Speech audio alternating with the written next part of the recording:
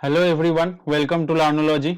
तो जैसे कि मैंने 2 दिन पहले नोटिफिकेशन जो स्ट्रेटेजी वाला वीडियो था उसमें मैंने जैसे बोला था कि एसएससी सीएचएसएल का नोटिफिकेशन आने वाला है 6 नवंबर को। तो उसी तरीके से एसएससी सीएचएसएल 2020 का जो नोटिफिकेशन है वो आ चुका है, अभी आया है। तो इसीलिए सोचा कि अभी वीडियो बना के सारा जो इंपॉर्टेंट पॉइंट है वो डिस्कस कर दूं। तो वीडियो को एंड तक जरूर देखना, क्योंकि जो सारा इंपॉर्टेंट पॉइंट है सब कुछ डिस्कस करने वाला हूं। और लास्ट में एक इंपॉर्टेंट नोटिस भी है, वो भी बता दूंगा। तो वीडियो को स्किप मत करना और बीच में छोड़ के मत जाना, एंड तक पूरा देखना। तो चलो अभी डेट्स देख लेते हैं। देखो, जैसे अभी ये नोटिफिकेशन आया है एसएससी के ऑफिशियल वेबसाइट पे। तो नोटिफिकेशन में यहाँ पे देखा जा रहा है कि date of submission of online application, application का जो डेट है वो 6/11/2020 से मतलब आज से लेके 15 दिसंबर तक चलेगा। 15 दिसंबर तक तुम लोग अप्लाई कर पाओगे। लास्ट डेट एंड टाइम देख लो, 15 दिसंबर 11:30 तक तुम लोग अप्लाई कर पाओगे।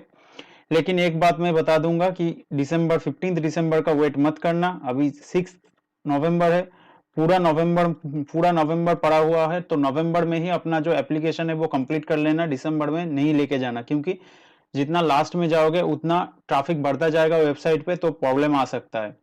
तो इसको जितना जल्दी हो सके फिलअप कर लेना। और देखो अभी क्या है, जो टायर 2 का डेट है वो अनाउंस नहीं हुआ है, तो टायर 2 का डेट बाद में अनाउंस होगा। अभी सिर्फ टायर 1 का ही डेट आया है।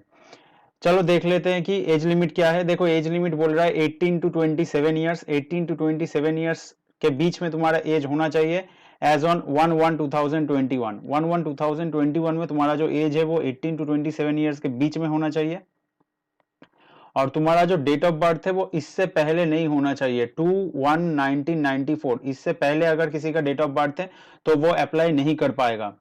और 1/1/2003, इसके बाद अगर किसी का डेट ऑफ बर्थ है तो वो भी अप्लाई नहीं कर पाएगा। तो इसके बीच में जिसका डेट ऑफ बर्थ है वो ही अप्लाई कर पाएगा। और जो एज लिमिट है वहां पे कुछ रिलैक्सेशन मिलता है स्पेशल कैटेगरी में, वो देख लो कितना है। SC ST में 5 ईयर्स का रिलैक्सेशन मिलेगा अपर लिमिट से। ओबीसी में 3 ईयर्स का मिलेगा। पीडब्ल्यूडी जो अनरिजर्व्ड है उसमें 10 ईयर्स का मिलता है। पीडब्ल्यूडी ओबीसी में 13 ईयर्स का मिलता है। पीडब्ल्यूडी एससी और एसटी में 15 ईयर्स का मिलता है। एक सर्विसमैन को 3 ईयर्स का मिलता है। और ऐसे ही बाकी पूरा सारा डिटेल्स दिया हुआ है। ये तुम लोग स्क्रीनशॉट लेके बाद में आराम से देख लेना, ये उतना भी इंपॉर्टेंट नहीं है। ये इंपॉर्टेंट है, मेनली याद रखना 18 टू 27 ईयर्स। ये डेट ऑफ बर्थ, ये जो डेट है और ये जो डेट है इंपॉर्टेंट है, यही देख लेना। और बाकी ये स्क्रीनशॉट लेके बाद में आराम से देख लेना, स्क्रीनशॉट ले सकते हो इसका।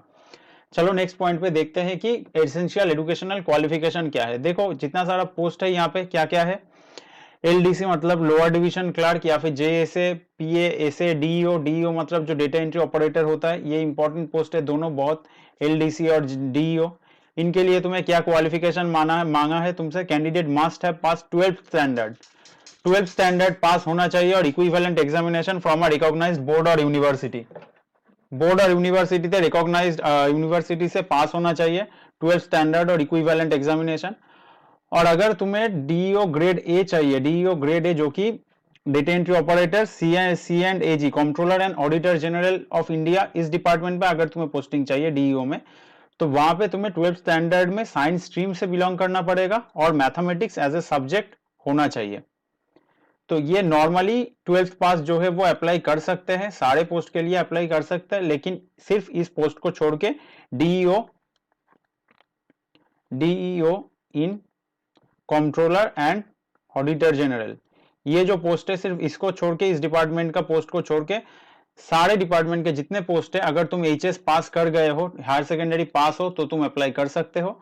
लेकिन डीईओ के लिए एचएस पास होने के साथ साथ साइंस स्ट्रीम भी चाहिए और मैथमेटिक्स भी चाहिए एज अ सब्जेक्ट, ये बात याद रखना। और जो इंपॉर्टेंट नोटिस के बारे में बता रहा था वो देख लो थोड़ा। ये इंपॉर्टेंट नोटिस एसएससी सीएचएसएल का नोटिफिकेशन आने से पहले आया है, तो ये काफी इंपॉर्टेंट है। देखो यहाँ पे क्या बोल रहा है कि aspiring candidates of combined higher secondary level examination 2020 may note that scanned color photo passport size photograph uploaded in JPEG format in the online application form of the examination. जो तुम लोग फोटो अपलोड करते हो ना, जिसका size 20 KB से 50 KB के बीच रहता है, उसका कुछ डिटेल्स दिया हुआ है। डिटेल्स होना चाहिए, क्या क्या डिटेल्स होना चाहिए। फोटो जो है वो should not more than 3 months of old, 3 महीने से ज्यादा पुराना नहीं होना चाहिए। 3 महीने से ज्यादा पुराना होगा तो वो कैंसिल और रिजेक्ट हो जाएगा। और जिस डेट में तुम लोग फोटो खींच रहे हो वो डेट फोटोग्राफ में मेंशन्ड होना चाहिए। जिस डेट में फोटो खींच रहे हो वो डेट फोटो में मेंशन होना चाहिए क्लियरली। अगर ये मेंशन नहीं होगा तो वो फोटोग्राफ रिजेक्ट किया जाएगा। यहाँ पे लिखा हुआ है applications without the date printed on the photograph shall be rejected, ये रिजेक्ट किया जाएगा। और ये नोटिफिकेशन काफी इंपॉर्टेंट है क्योंकि ये नोटिफिकेशन CHSL का नोटिफिकेशन निकलने से पहले आया था अलग से, तो इसको ध्यान में रखना। फिलअप करने के वक्त जो फोटो है नया फोटो खिंचवा लेना और उसमें अपना जो फोटो खिंचाने का जो डेट है वो प्रिंट करवा लेना, अच्छे से क्लियरली प्रिंट करवा लेना ताकि रिजेक्ट ना हो। अगर रिजेक्ट हो जाएगा मतलब एप्लीकेशन ही रिजेक्ट हो जाएगा, तो ये बहुत बुरा बात होगा, ऐसा नहीं हो, ये ध्यान रखना। तो आज का वीडियो यहीं तक है, यही सारा इंपॉर्टेंट डेटा है देना था, तो मैंने इसलिए अभी वीडियो बना दिया।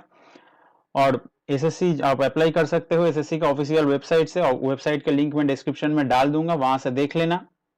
और अगर चैनल पे नए हो तो चैनल को सब्सक्राइब करना मत भूलना और बेल आइकन भी प्रेस करना मत भूलना, क्योंकि यहाँ पे वैसे ही एसएससी को ध्यान में रखते हुए प्रिपरेशन चल रहा है बहुत अच्छे से, और आगे भी और अच्छे से चलेगा। तो अगर चैनल पर नए हो तो सब्सक्राइब जरूर कर लेना। तो आज का वीडियो यहीं पे खत्म करते हैं। Thank you and bye bye.